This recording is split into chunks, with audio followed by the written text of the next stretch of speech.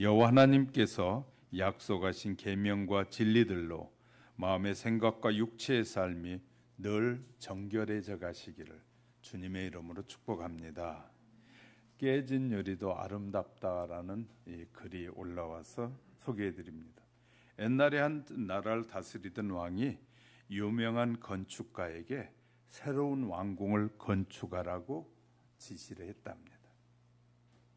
왕궁을 설계한 건축가는 각 방에 설치할 거울을 먼 나라에서 가져오는데 운반 도중에 그만 유리가 모두 산산조각이 나버리고 말았습니다.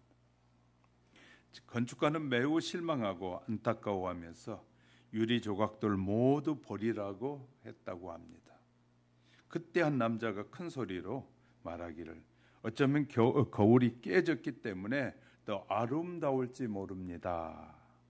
그는 깨진 거울 조각들을 벽이나 창에 붙이자는 제안에 건축가는 고심 끝에 받아들이기로 했다고 합니다.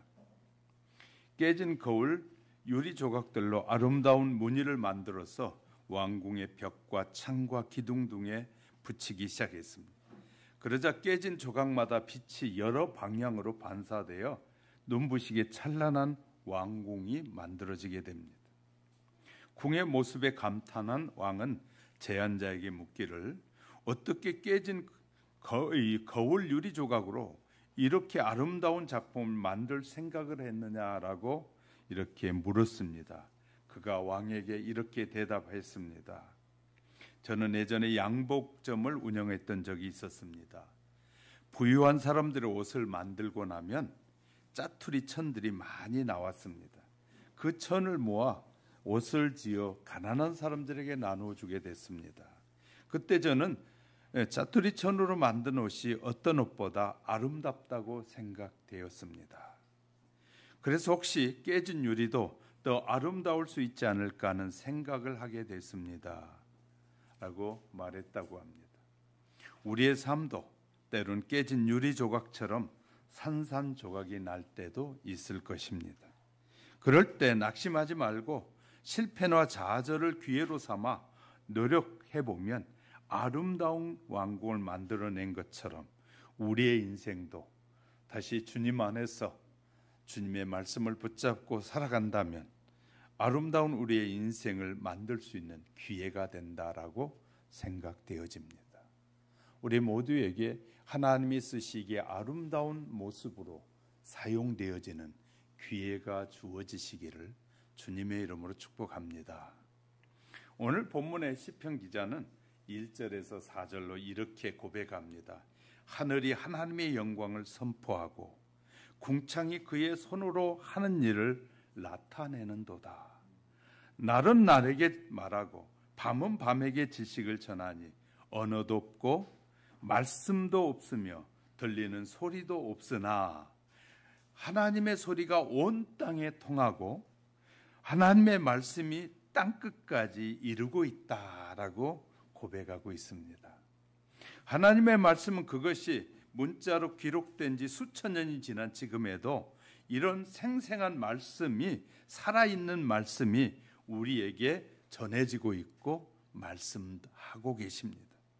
그래서 하나님의 말씀을 오늘은 6가지의 특징으로 나타나는 인생의 삶을 통해서 우리의 이 고백되어지는 이 고백이 우리의 고백으로 바뀌어지시기를 주의 이름으로 축복합니다. 또한 각 문장의 서두에는 여호와라는 호칭을 강조하여 사용하고 있는 것은 인간의 현실 속에서 역사하시는 하나님의 말씀에 대한 신뢰와 고백이 담겨 있다라고 생각되어집니다. 말씀이 우리 삶 속에서 진솔한 체험으로 나타날 때 우리도 이런 고백이 할 수 있다라는 생각을 하게 됩니다. 그러므로 정말 감동적인 고백이고 우리에게 정말 교훈을 주는 말씀이다라고 생각되어집니다. 오늘 하나님의 말씀의 독특성을 구체적으로 살펴가는 시간에 위로부터 내리는 성령님의 은혜와 역사가 우리 안에 임하여 깨달아지고 발견되어지는 또 하나님의 음성이 들려지는 귀한 시간만 되시기를 주님의 이름으로 축복합니다. 여호와의 법은 완전하고 증거가 확실하다. 첫 번째 말씀이죠. 여호와의 율법은 완전하다는 것입니다. 하나님의 말씀은 모든 부패와 오류에서부터 벗어나 흠이 없다는 말이기도 합니다. 여기에 인간이 1.1획도 더하거나 감할 수가 없는 말씀이기도 합니다. 또한 이 말씀은 하나님의 사람을 온전케 할 뿐만 아니라 하나님의 모든 인간들의 선한 일을 행하기에 부족함이 없다라고 디모데후서 3장 17절은 권면하고 있습니다. 그리고 이 하나님의 말씀은 영혼을 소생케 할 뿐만 아니라 하나님께로 돌아가게 한다. 하나님의 말씀은 늘 방탕하고 방황하는 삶을 사는 모든 사람들을 하나님께로 향하게 한다라고 고백하고 있습니다. 하나님의 말씀 외에는 인간에게 무한한 힘과 위로를 줄 만한 것이라고는 세상에 아무것도 없기 때문인 것이죠. 육신을 유익하게 하고 세상에 교훈이 되는 금원이 덜어 있지만 육신과 영을 온전히 생명을 살리는 것은 하나님의 말씀뿐이라는 사실입니다. 7절에 그래서 여호와의 율법은 완전하여 영혼을 소성케 하고 여호와께서 증거하는 이 증거는 확실하여 이 머리가 둔한 사람, 우둔한 자로 지혜로운 사람이 되게 한다라고 말해주고 있습니다. 소성은 깨어나다 또 살아나다는 뜻인데 하나님의 말씀은 우리의 영혼을 깨어나게 할 뿐만 아니라 우리를 살아나게 한다는 말씀입니다. 죽었던 수많은 사람들을 살리는 것이 바로 여호와의 말씀이다 라고 우리에게 알려주고 있습니다. 자기 속에 잠재되어 있던 영혼이 살아나게 되면 여기에는 자기가 알지 못하는 사이에 자신의 생각이나 마음이 천국적으로 하나님께로 향하게 형성되어 있다. 하나님의 말씀은 이 자기의 생각과 세상에 빠져 있는 자들이 말씀을 바라보고 말씀을 신뢰하기 시작하면 하나님에게로 자동적으로 향하게 하는 놀라운 능력을 가지고 있는 것이 하나님의 말씀이기도 합니다. 믿음으로 살려고 했더니 몰랐던 것들이 자꾸 알게 되고 아는 거기에서 이것과 저것이 부딪혀서 새롭게 형성돼서 하나님의 이 말씀을 따라 살아가게 된다라는 것이죠. 그러나 세상의 국가법은 이런 일이 없습니다. 그래서 하나님의 말씀이 신비로운데요. 자신이 하나님의 말씀 부지런히 보고 듣고 깨닫게 되면 믿음의 모든 면에서 믿음뿐만 아니라 인생의 모든 면에서 성장을 가져다 주게 될 것입니다. 왜? 완전한 말씀이기 때문이죠. 이렇게 해서 성숙한 생각을 하게 되면 어떤 사건과 환경 또 그 가운데서도 죽지 않게 됩니다. 어떤 환경에서 죽지 않게 되고 이것이 하나님께서 성도들에게 주신 율법, 하나님이 법을 주신 효력이라고 말씀해 볼 수 있습니다. 그런데 성도들은 이러한 면을 알지 못한 채 자꾸 지금은 은혜의 시대라고 말하면서 하나님의 말씀과 율법을 완전히 집어 던져버리는 사람들이 많습니다. 율법의 말씀은 옛날 은혜의 시대가 아닐 때 주는 말씀이지라고 이렇게 생각하는데 율법은 우리를 살리게 되고 하나님의 법은 우리를 영원토록 하나님과 동행하게 하는 법인데 이것을 은혜의 시대라고 하면서 이렇게 가치 없는 것처럼 여겨서는 안 된다는 말이죠. 지금 은혜의 시대에도 말씀을 통해서 깨달은 것이 얼마나 많이 있는지 모릅니다. 사람이 하나님의 말씀을 깨닫지 못하는 것 매우 불쌍한 일이죠. 믿는 우리는 성경이 말하는 대로 생명이 영을 가지게 됩니다. 이 영은 육신이 자라는 것처럼 성장하지 않고 그냥 그렇게 성장하지 않고 말씀을 통해서 영적인 기능과 지능이 깨어나게 하고 살아나게 하는 것입니다. 예수님께서 각종 병자를 고쳐주심도 바로 이러한 뜻의 의미가 담겨 있다고 여겨집니다. 그래서 믿는 사람이 영적인 면이 자라지 못하면 병이 든 것과 마찬가지라고 말할 수 있습니다. 아무리 진리라는 말씀을 들어도 깨닫지 못한다면 이 사람은 어느 쪽에서 한 구석에 병이 들었다라고 볼 수 있을 것입니다. 사람은 이성을 가지고 있어서 지적인 면에서 깨달은 것이 있기에 자기의 믿음이 큰지 작은지 원만하면 알게 될 것입니다. 그랬을 때 하나님 아버지, 내가 들어도 깨닫는 것에 둔합니다. 깨달음을 허락해 주옵소서. 우리가 참 기도가 너무 좋은 것은, 쉬운 것은, 기도를 어렵게 생각하신 분들은 너무 어려워하는데, 기도는 어려운 것이 아니라 내 삶의 영역에서 쉬운 부분, 내가 깨달은 부분을 하나님 앞에 더 깊이 알게 해달라고, 도와달라고 하는 것이 기도인 것이에요.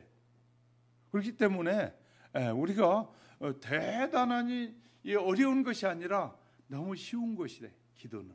왜냐하면 우리의 형편과 여건을 하나님께 아뢰면 우리에게 가장 필요한 대로 은혜를 베풀어 주신 분이 하나님이시기 때문에. 어떤 사람은 이런 경우도 있습니다. 안수를 받으면 더 좋겠다 싶어가지고 나가서 막 안수하는 사람들을 쫓아다니면서 막 머리를 디미는 경우가 많이 있습니다. 우리가 잘못된 안수를 받으면 잘못된 영이 임하게 됩니다. 그렇게 되면 심각한 문제가 일어날 수 있습니다. 귀신의 영이 그 사람을 사로잡기 시작하면 잘못된 영에 사로잡히면 진리의 영으로 돌아오는데 많은 고통을 겪게 될 것입니다. 안수는 영적 성장이기보다는 믿음을 갖게 해주는 것이 바로 안수입니다. 믿음을 갖게 해서 안수를 통해서 믿음을 갖게 되면 그 좋은 믿음이 성장하면서 하나님께 나가고 하나님과 더 교통하게 되고 하나님의 뜻을 이해하고 분별하게 하는 도움을 주는 것이지, 안수가 대단한 능력으로 잘못 생각해서는 안 될 것입니다. 그래서 우리는 아무 데나 가서 함부로 머리를 내밀고 막 은사 집회하는 데 가서 머리를 내밀고 막 안수해 달라고 하는 것은 매우 위험할 수 있다고 말씀드리고 싶습니다. 우리의 머리는 하나님이 주신 영적인 그 능력의 보고인데, 그 영적인 능력을 분별하고 판단해야 되는데 아무 영이나 우리에게 임하게 되면 심각한 문제가 발생할 수 있기 때문이죠.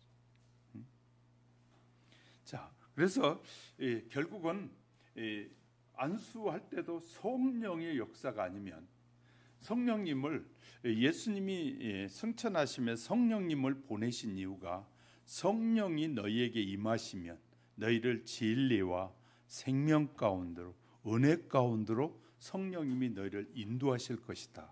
하나님의 말씀이 깨달아지고 하나님의 말씀이 이해되어지고 하나님이 그 뜻이 무엇인지를 알게 해주시는 것이 성령의 역사거든요. 그래서 성령이 우리에게 임해야만 되는 것이지, 성령의 역사가 없는 안수는 의미 없는 안수가 될 수 있습니다. 잘못된 영의 역사가 일어날 수 있기 때문에 우리는 매우 조심해야 한다는 사실입니다. 우리가 믿고 신뢰해야 될 것은 하나님이 약속하신 말씀들이라는 사실을 마음에 새기시기를 주님의 이름으로 축복합니다. 그래서 여호와의 율법은 완전하다는 것이, 그 말씀을 믿으면 완벽하게 하나님의 나라에 이르고 구원에 이르는데 조금 더 부족함이 없다라고 우리에게 말씀해 주고 있는 것입니다. 또 하나님의 증거는 확실하다고 말합니다. 하나님의 말씀은 그분의 성품과 의지가 반영되어 있거든요. 그러므로 그분의 증거는 성도들에게 확실한 위로의 근거가 될 뿐만 아니라 끊임없는 소망의 근원이 될 수도 있습니다. 그리고 하나님의 말씀은 변치 않는 영원성과 통일성을 또한 갖고 있습니다. 하나님의 말씀은 시작부터 영원할 뿐만 아니라 말씀은 늘 통일적인 똑같은 진리를 향해서 통일된 말씀을 우리에게 주고 계십니다. 이랬다 저랬다 하지 않는다는 거예요. 하나님의 말씀은 때로는 이랬다가 때로는 저랬다 그러지 않습니다. 세상의 사람들은 이랬다 저랬다 할 때가 많아요. 왜냐하면 자기의 유익을 따라서 이렇게 생각했다 저렇게 생각했다 이렇게 하면서 흔들리지만 하나님의 말씀은 통일성을 가지고 쭉 일관되게 나가고 있다는 것이죠. 우리는 이런 하나님의 말씀의 확실성에 의지하고 그를 신뢰하며 신앙생활하는 것이거든요. 모든 성경은 성령으로 말미암아 기록된 것이기에 예수님께서 육신의 병자를 고쳐주실 때 마음속에 우리의 영이 성장하도록 깨닫게 해주신 은혜가 거기에 포함되어 있는 것입니다. 그래서 성령의 감화를 받지 못하면 진리를 깨달을 수가 없게 되는 것입니다. 예수님 앞에 말씀을 듣던 율법사들, 그 당시에 율법에 대해서는 도가 텄다는 사람들, 제사장들, 서기관들이 예수님의 말씀을 알아듣지 못했어요. 아니, 똑같은 그 율법을 말하는데도 불구하고 자기가 생각하는 것에 딱 사로잡혀 있으니까 예수님이 하나님의 아들이 와서 말씀을 풀어줘도 그들은 뭐하지 못했다고요? 알아듣지를 못하는 거예요. 그런데 율법의 정통한 진리를 안다고 하는 사람들도 깨닫지 못했는데 성령의 역사가 아니고는 깨달을 수가 없다는 것이에요. 그들은 영적인 면에 귀가 막혔기 때문에 알아듣지 못하는 것이에요. 그들은 예수님의 음성을 들었으나 깨닫지 못합니다. 육신의 소리는 잘 들어요. 예수 믿어 부자로 살자라는 말을 잘 듣는데 예수 믿어서 우리가 세상을 주관하고 세상의 수많은 것들을 통치하고 살자 이 소리는 금방 들려오는데 예수를 믿는 것은 그들을 위해서 죽는 것이고 그들에게 섬기는 것이고 그들을 불쌍히 여기는 것이라는 말은 안 들어온다는 것이죠. 이것은 예수를 안 믿는 사람도 육신의 귀가 뚫려서 잘 알아들어요. 그런 말은. 그런데 예수 믿고 영적인 면에서 바로 삽시다. 사람답게 삽시다. 사람답게 사는 것이 무엇이냐라고 물어보면 사람들이 이렇게 말해요. 돈 많이 벌어가지고 부모 기분 좋게 해주고 뭐 해주고 이런 것이 사람답게 사는 것이라고 착각하는 사람들이 너무너무 많습니다. 예수 믿고 사는 것은 그것이 아니에요. 목적이 사람답게 산다는 것이 그런 뜻이 아니라 사람답게 산다는 것은 주의 말씀을 따라 바르게 살면 이 모든 일은 다 해소되어지는 거예요. 할렐루야. 다 이루어지는 일이란 말이에요. 하지만 자기가 병이 안 들었다. 그래서요, 많은 사람들이 너는 병자야. 영적으로 병이 들었어. 그러면 목사님은 무슨 소리야. 나같이 똑똑한 사람이 병이 들었다고 이렇게 막 덤벼드는 거예요. 의사들한테 가면요, 처음에 가면 자기가 건강하다고 자부한 사람들이 의사가 무슨 병이 있는데요, 무슨 병이 조만간 오겠는데요, 그러면 무슨 소리 하냐고 큰 소리 치고 그냥 나가서 자기 생각대로 살면 반드시 그 병이 그 사람에게 일어나기 시작합니다.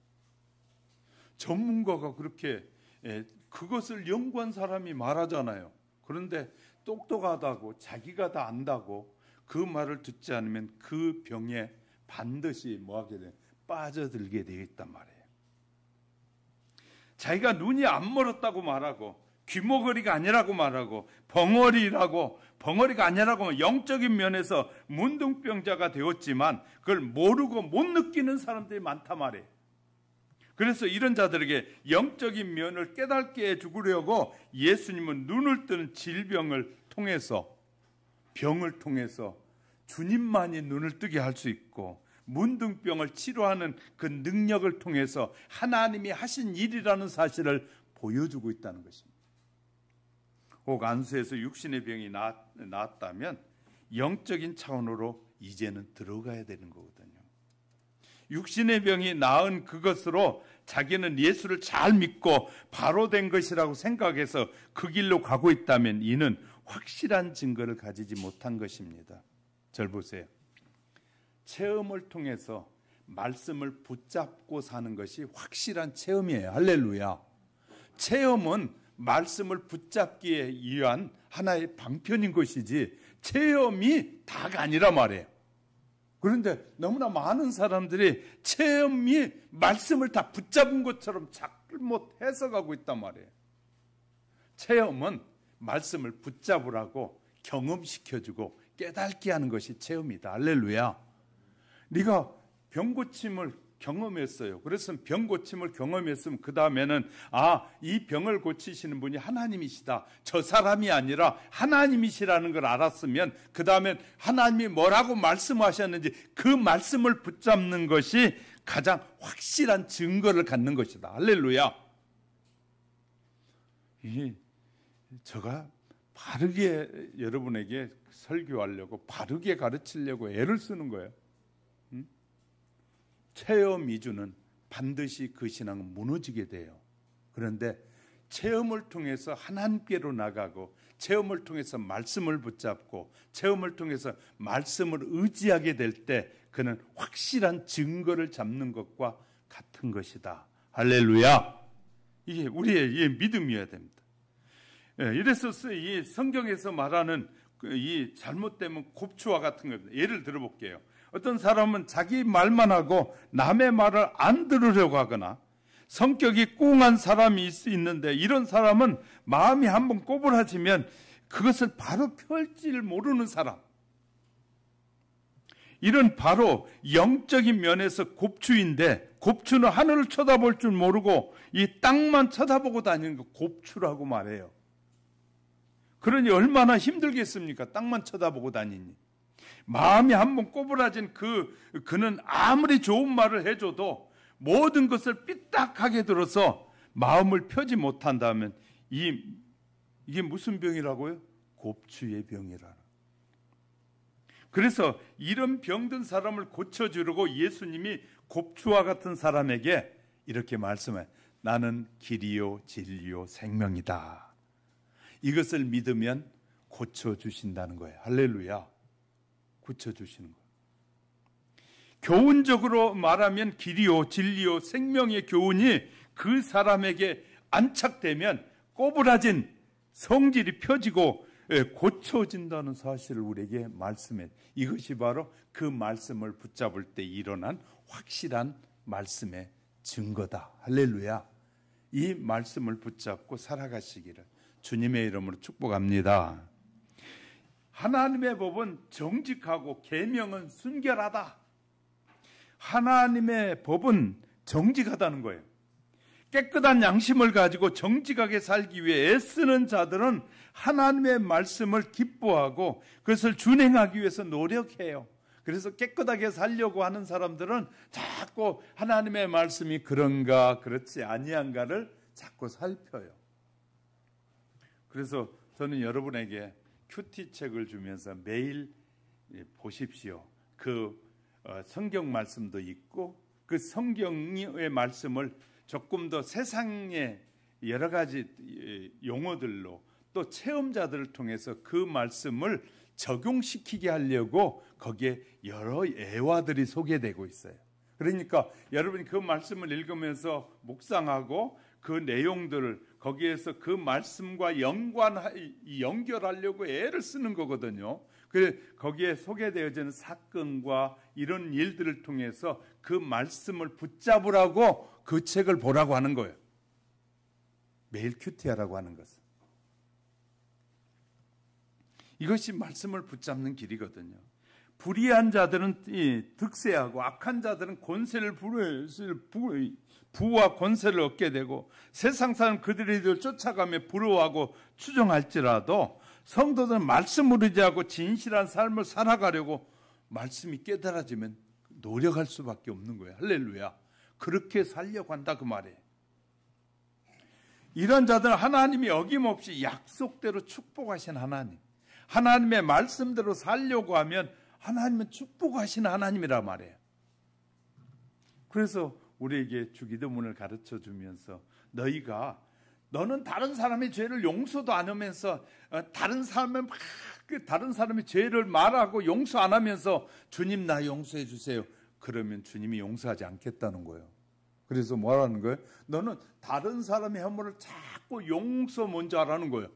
그리고 내게 용서를 구하면 나도 너의 모든 허물을 용서하겠다는 거예요. 우리는 이제 이 말씀을 적용해 보면요, 우리는 꽁한 마음을 갖고 살 때가 참 많아요.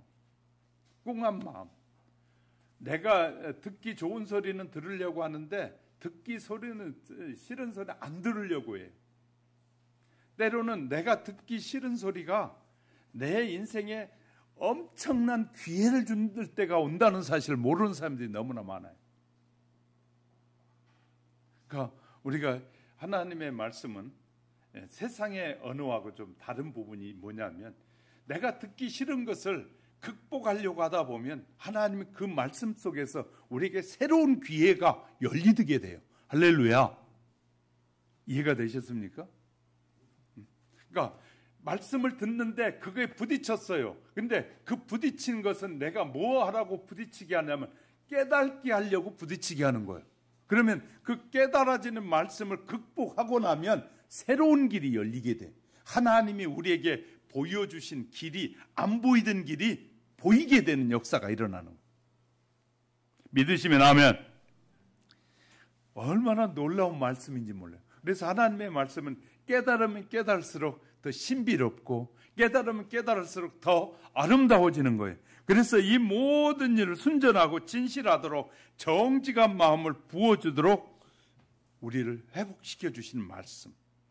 그래서 시편 기자는 이렇게 고백해요. 시편 119편 105절에서 여호와의 말씀은 내 인생의 발의 등이었고 내 길에 빛이 되어 주셨습니다. 이런 고백이 가능한 거예요. 이것은요, 주의 말씀을 따라 살았더니 그 삶이 바로 내 인생의 길이요 빛이었음을 깨달은 자만이 고백할 수 있는 고백인 거예요. 할렐루야. 이런 고백이 저와 여러분 속에서도 고백되어지시기를, 이 말씀이 믿어지면서 그래, 이 말씀이야, 내 인생에 예수님이 개입해 주실 때만이 이런 역사가 있는 거야 라는 고백이 우리의 고백이 될 수 있기를 주님의 이름으로 축복합니다. 그래 8절에서 여호와의 교훈은 정직하여 마음을 기쁘게 하고, 사람의 마음이 기쁘면 잔병들이 떠납니다. 자, 질병은요, 우리의 마음이 기쁘지 않을 때 오는 병들이 너무너무 많아요. 근데 행복한 사람은 병을 이겨요. 그 행복하지 못한 사람은 병에 져가지고 병에 눌려 사는데, 행복하면 병을 이겨서 병을 승리하고 사는 거예요. 병에서 승리하고 사는 삶을 사는 거예요. 여호와의 계명 순결하여 눈을 받게 하도다. 여기서 표현해서 교훈은 뜻을 자세히 풀어주는 것이고, 교훈이라는 건 하나님의 뜻을 풀어주는 것이고, 정직은 바로 올바르게 살아가는 길을 알게 해주신다는 거예요. 할렐루야. 정직한 삶이 뭔지. 그러니까 여호와의 교훈은 하나님께서 인간을 창조하신 목적대로 바르게 살아가도록 가르쳐줄 뿐만 아니라 그렇게 인도하신다. 할렐루야.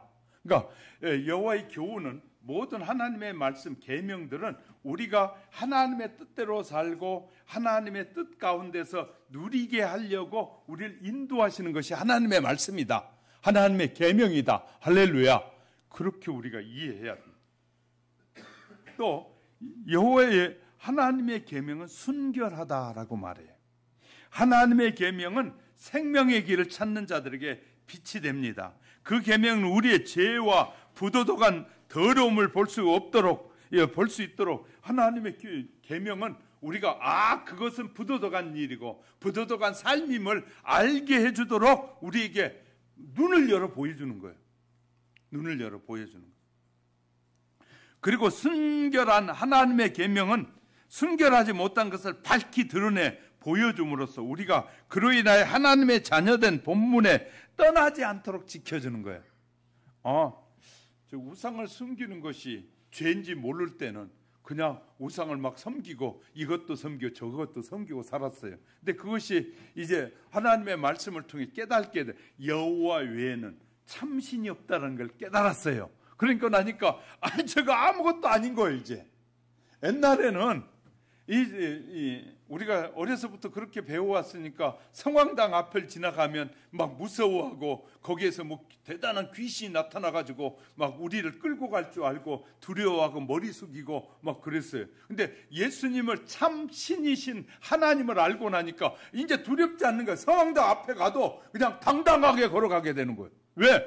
알고 나니까 아무것도 아니에요. 모를 때는 엄청나게 두려웠고 모를 때는 그냥 그것이 나를 엄습해오는 것 같고 나를 짓누르는 것 같았지만 이 진리를 알고 나니까 거짓이었는 거예요. 그것이 얼마나 거짓된 일이었는지를 알았어요. 그러고 나니까 아무런 죄책감도 안 생겨. 당당하게 가도 얼마나 놀라운 일인지 몰라요. 그래서 이렇게 8절에 여호와의 계명 순결하여 눈을 밝게 하도다. 여호와의 계명은 봐주는 것들이 없습니다. 여호와의 계명 절 보세요. 여호와의 계명은 사람은 그러니까 이제 어떤 사람이 이렇게 표현하더라고요. 여호와의 계명은 사람보다 못하대. 왜? 사람들은 이랬다 저랬다 봐주기도 하고 하는데 여호와의 계명 믿느냐 믿지 않느냐의 정확한 가름째, 다시 말해 정확한 가름을 우리에게 나누어 버리는 거예요. 자, 잘못된 것과 잘못되지 않는 것을 확실하게 갈라버리는 것이 여호와의 계명이에요. 하지 말아야 할 것과 해야 할 것을 정확하게 말하는 것이 계명이에요. 할렐루야. 그러니까 이제 이걸 배우고 난 사람들이 하나님의 말씀이 훨씬 더 힘들어요. 왜? 사람들은 마음에 따라서 그냥 주기도 하고 베풀기도 하는데 하나님의 말씀은 아닌 건 아니고 긴 건 기다고 가르쳐줘 버리니까 하나님의 사랑이 없다는, 하나님의 사랑이란 해야 할 것과 하지 말아야 할 것을 분명하게 가르쳐 준 것이 하나님의 사랑이다. 할렐루야. 우리가요 너무나 이 잘못된 언어와 문화 속에서 살다 보면 옳고 그름을 구별하지 못하게 되기 때문에 하나님의 말씀은 이렇게 순결하여, 계명은 순결하여 바르게 알게 해주신다. 자, 여호와의 계명 순결하는 말씀, 여기에서 타락의 요소나 성격이나 성질이나 성분이 인간의 것이 전혀 섞이지 않는 거예요. 인간의 생각과 사고가 전혀 개입되지 않는 것이 이 계명의 순결성이에요. 깨끗하다고 말해요. 순결하다는 것은. 땅에 속한 요소는 전혀 없고 하나님의 계명은 땅에 속한 요소가 없어요. 하늘에 속한 요소를 말하는데 오로지 하나님의 뜻, 의지와 뜻만에 그 안에 있다 그 말이에요. 순결한 계명의 안에는 하나님의 뜻만이 들어있는 것이에요. 땅의 뜻이 들어있는 것이 아니에요. 그러니까 전부는 생명이고 전부는 영혼성이고 전부는 신령성이고 인간이 하나님의 계명을 지키면 자기에게 이 효력이 입혀지게 된다. 우리가 하나님의 계명을 믿게 되면 그 효력이 우리 안에 입혀져서 산다. 눈을 밝게 하도다. 육신의 눈은 사물을 보게 해서 세상의 이 소원과 목적을 생각하게 해요.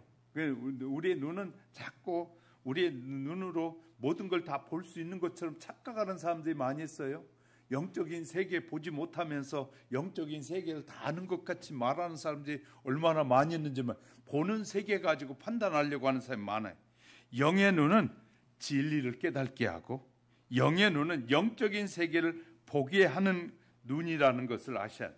그러니까 영적인 눈은 영적인 세계를 보게 하고 영적인 세계를 볼 수 있게 만드는 것이 영적인 눈이에요. 영의 눈. 할렐루야. 세상의 것만 보고 그 세상의 것으로 하나님의 것까지 판단하려는 사람들이 얼마나 많이 있는지 몰라요. 우리가 이제 이런 사실들을 하면 하나님은 우리에게 가르쳐줘요.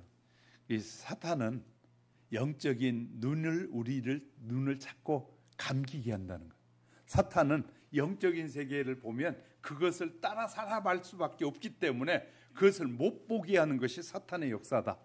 그래서 사탄은 저와 여러분의 눈을 다 그 땅의 것만 쳐다보고 다니게 한다는 거예요. 하늘을 바라보지 못하게 하는 거예요. 사탄은 저와 여러분의 시선을 하나님을 향하지 못하게 하는 것이 사탄의 역사다.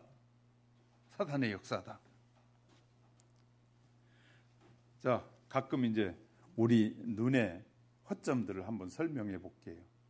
철길이 이렇게 딱 놓여 있잖아요. 멀리서 보면 저 끝에 가면 딱 마주치게 돼 있어요. 우리 시각의 눈이. 그런데 하루 종일 쫓아가 봐도 그 철로가 부딪히지 않는다는 사실이 놀랍죠? 우리 시선이 정확하지 않다는 말이에요. 세상적인 눈은 정확하지 않다는 거예요. 저 끝에는 붙어 있는데 가보면 영원히 붙어 있지 않는 것이 철로예요.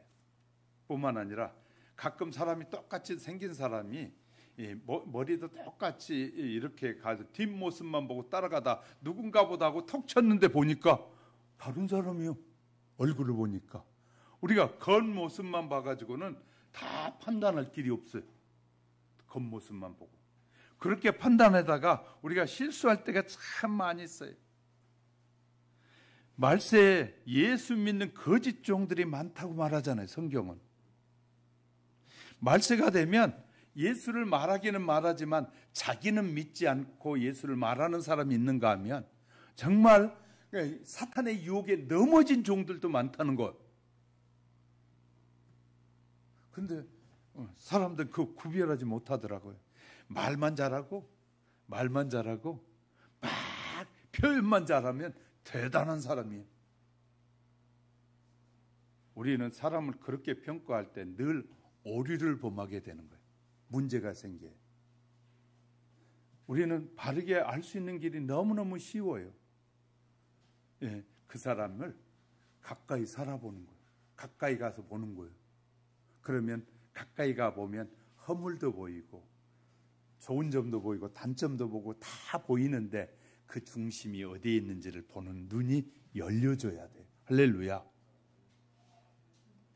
저에게 신천지의 자매가 저한테 갑자기 동영상 하나를 탁 보내면서 목사님, 이분이 신학자인데 여기 부분에 말하는 거 보세요. 이거 예수 안 믿는 사람 같아요. 그러고 저한테 보내왔어요. 그래서 저는 그거 보지도 안 했어요. 딱 그 내용 보는 순간에 보지도 안 했어요. 제가 그분에게 신천지를 따르는 그 자매에게 이렇게 설명을 했어요. 우리는 한 사람이 잘못된 교리와 신앙을 가진 것을 그 사람이 이단이라고 말할 때는 하루 아침에 설교 하나 듣고 하나 보고 이 사람 이단이라고 말하지 않고 이렇게 판단한다. 그가 어디서 태어났고 어떤 신앙을 가졌고 어느 교회 어떤 교파에서 신앙생활했고 지금까지 해오면서 그가 무슨 말을 했는지까지 다 조사해보고 그의 설교를 수많은 설교를 살펴보고 난 후에 1년, 2년 그렇게 많은 시간을 조사한 후에 그의 삶까지 다 살펴본 후에 그가 이단이라고 말하지 설교단 한 편 가지고 이단이다 이렇게 판단하지 않는다. 너무나 많은 사람들이 조금 설교가 한순간에 어떤 부분을 강조하다 보면 오버될 수도 있어요. 그런데 그 중심에 그가 말하고 있는 중심이 무엇인지를 놓치고 그것만 붙잡고 목사님 이상하다 이렇게 말하는 사람들이 너무나 많아요. 그러니까 여러분이 그렇게 할 때 엄청난 오류를 범하게 되는 거거든요. 우리는 그 사람에 대해서 자세히 알아보지도 않고 그가 어떤 신앙의 시작을 어디에서부터 시작했는지 어떤 과정을 거쳐서 지금 하고 있는 사역이 무엇이 근거가 돼서 이렇게 하고 있는지까지 다 조사하고 서로 기도하면서 이 사람이 한 사람이 잘못된 이단이다라고 할 때는 그냥 그렇게 하나님 앞에 우리도 서야 될 사람들인데, 하나님 앞에 네가 왜 내 자녀를 네 마음대로 2단이라고 했고 3단이라고 했느냐라고 하나님이 질문하실 텐데 우리가 함부로 할 수 없단 말이에요. 그래, 교단 안에서도 어떤 일이 벌어지면 그걸 그냥 하루아침에 텔레비 하나 나온 것 가지고 저 인간은 2단이다 막 그렇게 단편적으로 할 수 없는 거예요. 그래서 그를 연구해 보면 시작에 잘못된 사람은 그렇게 나가더라고요. 그렇게 다 조사해서 결론을 내리기를, 이분은 이렇게 이런 이유를 통해서 이단이라고 평가를 하는 것이지 그냥 평가하지 않는다라고 설명해 줬는데도 이해가 안 되는 거예요. 우리가 이럴 때 엄청난 오류를 범하게 되는 거거든요. 그래서 어떤 사건이 일어났다고 해서 당장 어떤 이 틀렸네 맞았네를 함부로 결단해서는 절대 안 되는 거예요. 세상 사람은 그럴 수 있지만 하나님의 사람은 그렇게 하면 안 되는 거거든요. 제가 설교하다가 실수할 수 있을 겁니다. 어떤 부분을 강조하다 보면 조금 도가 넘어갈 수 있을 거예요. 하나님은 중심을 보신 하나님이기 때문에 그 말을 왜 하는지에 대해서 하나님이 아셔요. 우리는 사람을 평가할 때 너무 쉽게 평가하고 판단하려고 할 때가 많아요. 이것은 우리가 하나님의 계명의 순결함을 놓칠 때 일어날 수 있다는 거예요. 우리가 그래서 참 중요한 것이거든요. 사랑하는 성도 여러분, 우리가 하나님의 말씀을 묵상하고 하나님의 뜻을 따라 산다는 것이 그렇게 그냥 내 보이는 대로 내 생각대로 쉽게 판단하고 해야 할 일이 아니라는 사실을 기억하시고 정말 기도하시면서 나는 어떻게 살고 있느냐를 돌아보는 저와 여러분이 될 수 있다면 더 하나님의 뜻 앞에 한 걸음씩 나아가는 우리의 삶이 될 줄 믿으시기 바랍니다. 세 번째는 하나님의 도는 정결하며 규례들은 하나님이 우리에게 주신 모든 규례는 의롭다라는 것이 세 번째입니다. 주제. 여호와를 경외하는 도는 정결하며 영원하다. 여호와를 경외하는 것이 율법의 참된 목적이에요. 우리에게 말씀을 주신 목적은 여호와만이 참신이고 여호와만이 우주를 만드셨고 여호와만이 인간의 모든 문제를 해결할 수 있는 분이라는 걸 우리에게 가르쳐 주는 거예요. 할렐루야. 그를 경외한다는 것 중에 하나는 타락한 풍습과 이 저속한 습관에서 벗어나고 정결한 삶을 살게 하는 것이 하나님의 말씀이에요. 잘못된 삶에서 돌아서게 하는 것. 여호와를 찬양하며 살 때 인간은 어느 시대를 막론하고 가장 정결하고도 도덕적인 삶을 살 수 있었습니다. 하나님의 말씀을 영원하며 그 말씀에 의존하는 삶은 모든 시대에 걸쳐 참된 삶이기 때문에 세상의 사람들이 주장하는 가치관의 변화는 성경에 규정하는 선과 악의 본질을 변경시키지 못해요. 어떤 세상의 용어와 세상의 용어들이 언어들이 하나님의 이 선과 악을 구별하는 것보다 더 정확할 수는 없단 말이에요. 하나님의 말씀은 모든 세대에 있어서 참된 선이고 정결한 도이며 영원한 진리예요. 하나님의 말씀만이 변함이 없다고 말해요. 우리나라 헌법도 얼마나 많이 법의 요소들이 바뀌는지 몰라요. 시대를 따라서 지도자에 따라서 법이 막 바뀌어요. 그런 것처럼 어떤 시대는 중국에 대해서 한마디도 못하다가 또 지금 시대에 들어오더니 중국에서 막 황사가 날아온다. 중국이 그쪽에서 잘못한다는 방송도 하고 그러더라고요. 그러니까 시대에 따라서 막 이렇게 바뀌기도 해, 때로는. 그런데 하나님의 말씀은 그렇지 않다는 거예요. 선과 악이 정확하게 갈려져 있단 말이에요. 세상의 모든 만사는 시간이 흐르면서 생기고 나타나는데 하나님께서 그걸 보시면서 이 시간이 흘러가는 가운데 이렇게 만들고 저렇게 만들겠다. 시간에 따라서 하나님이 흔들리신 분이 아니라 그런 분이 아니라 현재적 세계에 지금 일어나고 있는 모든 일들의 세계는 하나님의 계획 안에 들어있다고 말해요. 성경 그걸 말하고 있어요. 하나님 그걸 우리에게 설명해 주고 있어요. 창세기부터 준비된 모든 것이 그대로 우리에게 보여주고 있어요. 그리고 마지막을 향해 가고 있는데, 이 하나님이 창조한 세계가 마지막을 향해 가고 있는데, 그 가고 있는 모든 여정이 하나님의 뜻 안에서 이루어져 가고 있다고 말하고 있어요. 그래서 마지막 때는 이런 일들이 일어날 것이다. 마지막 때는 이런 일들이 일어날 것이라고 그래서 말씀하시는 거예요. 하나님이 계획이 없는데 이런 말씀을 하셨는데, 하나님의 말씀과 계획이 틀려버리면 이건 심각한 오류가 발생하는 거잖아요. 그런데 하나님의 말씀대로 세상이 가고 있어요. 세상이 그 길을 향해 가고 있어요. 종말을 향해 가고 있단 말이에요. 그리고 종말에 다양한 증상들이 나타나기도 해요. 지진이 우연히 일어난다고 과학자들 말하면서 부딪혀서 우연히 일어난, 그 우연인 것 같지만 하나님의 말씀 안에 들어오면 하나님은 지진을 통해서 그의 백성들 심판하시기도 하고, 성경이 말하잖아요. 지난번에 말씀드렸어요. 지진을 통해서 하나님이 깨닫게 하고 백성들을 심판하기도 하고 깨닫게도 하시고 바른 길을 가게 하시려고 그런 일을 허락하신다고 말씀하시잖아요. 하나님의 말씀이 틀렸느냐? 그건 심각한 문제가 이제 우리는 대두하게 될 것입니다. 그러면 그 본은 어떻게 볼 것이냐? 그것을 교훈적으로 삼을 것이고, 하나님의 뜻 안에서 빗나간 사람들이 그래 말씀대로 바르게 살아야지 하고 돌아오는 사람 돌아오게 하려고 우리에게 시각적인 효과를 드러내 보여주실 때도 있단 말이에요.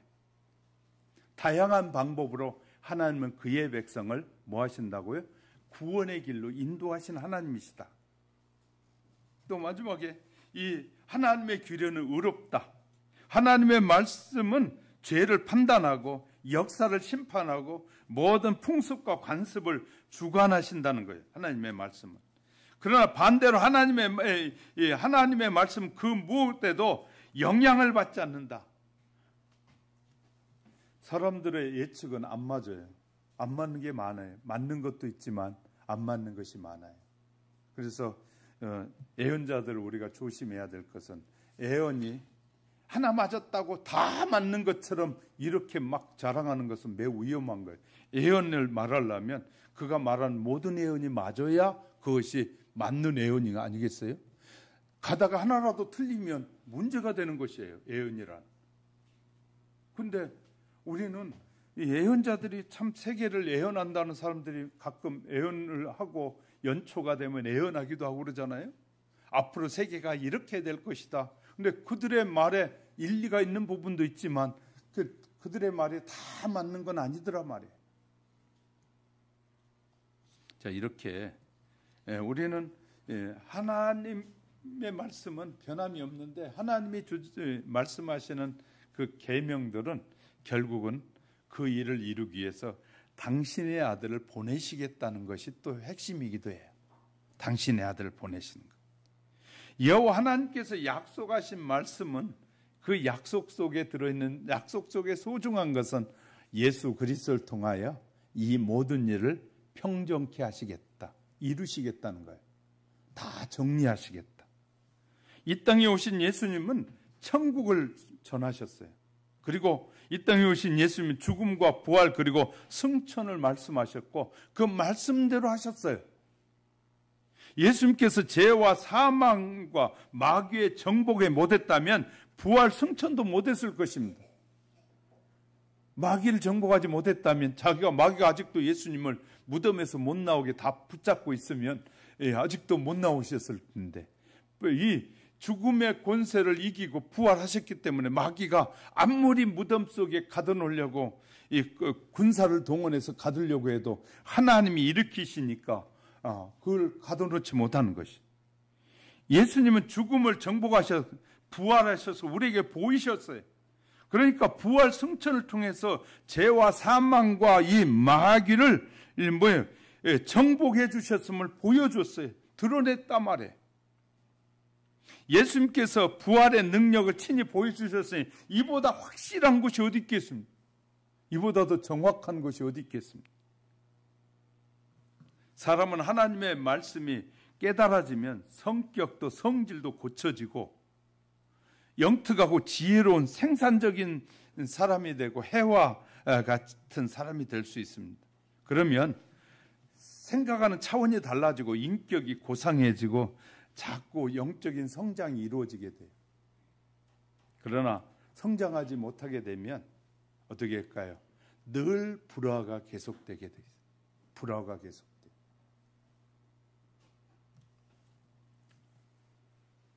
하나님이 믿는 자들을 향해서 이제 큰 트럭으로 한 트럭의 현금을 딱 준비해.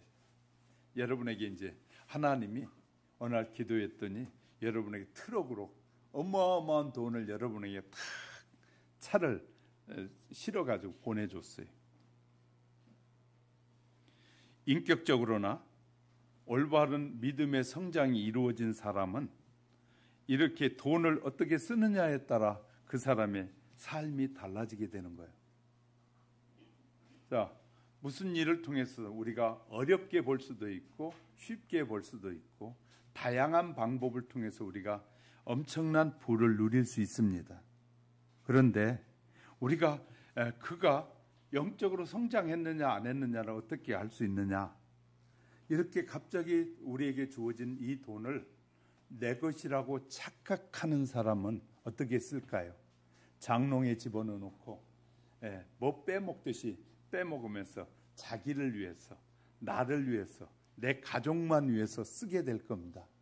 그러나 하나님의 말씀을 제대로 깨닫고 성숙한 사람이라면 이웃에게 어려움이 없는지를 찾게 될 것이고 나라에 어려움이 없는지를 보게 될 것이고 나라가 위태로우면 나라를 위해서도 내놓게 될 것이고 다른 사람을 돌아보게 될 것입니다.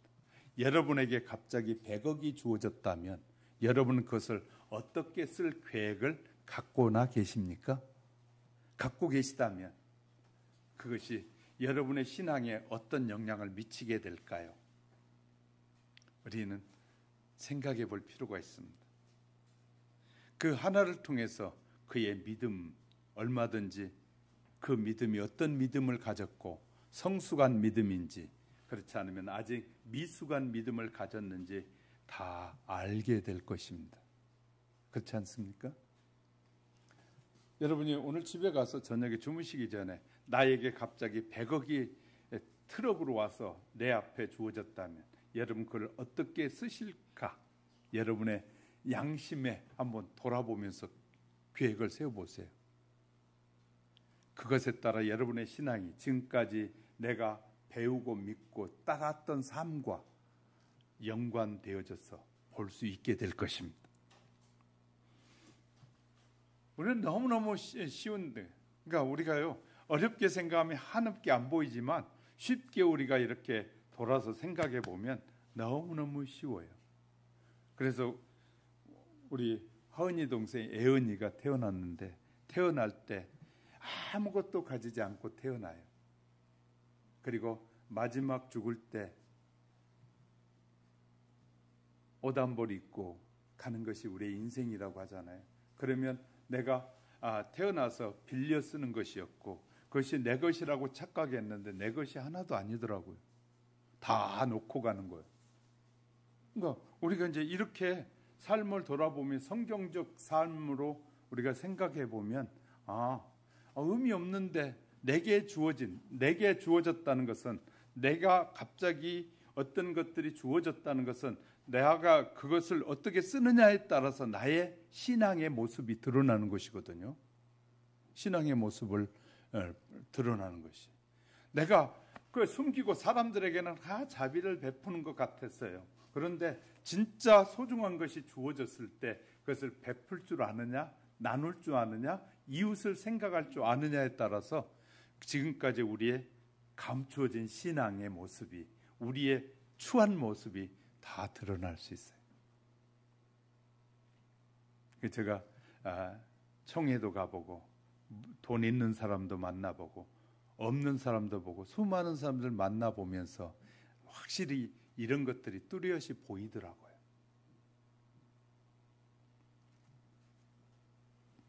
자, 하나님의 말씀의 가치와 유용성은 다르죠.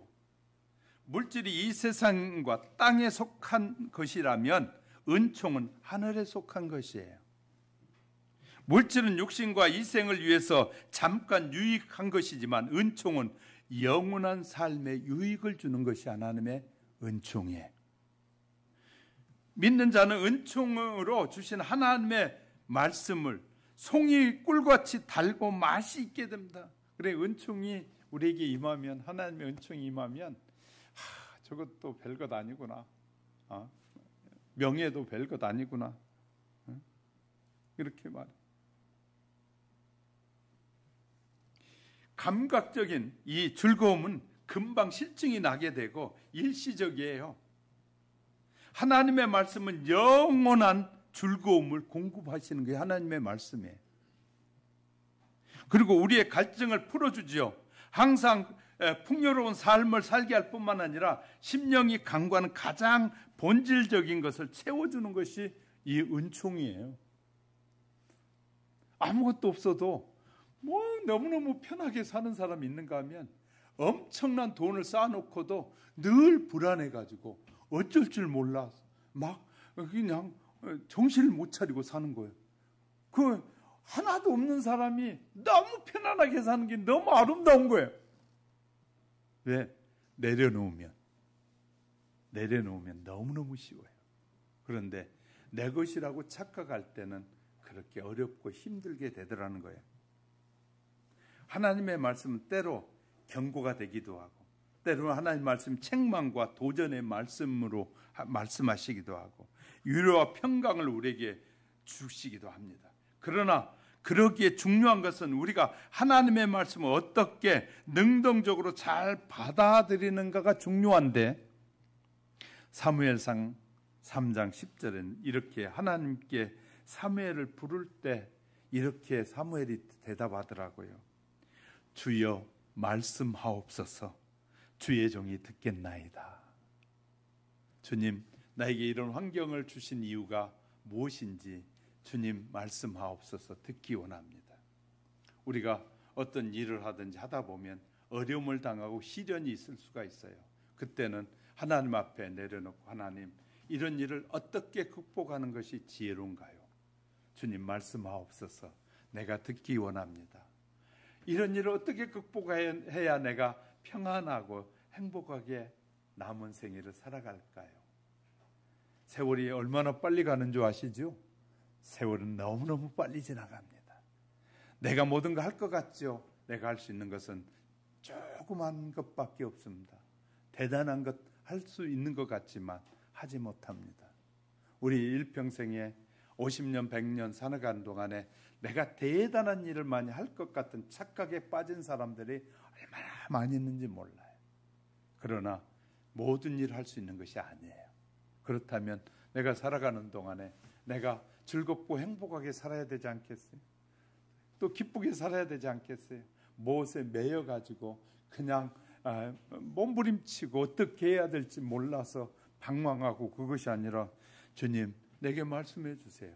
나를 창조하시고 나를 인도하시고 내 삶을 지켜보시는 하나님, 내게 말씀해 주세요.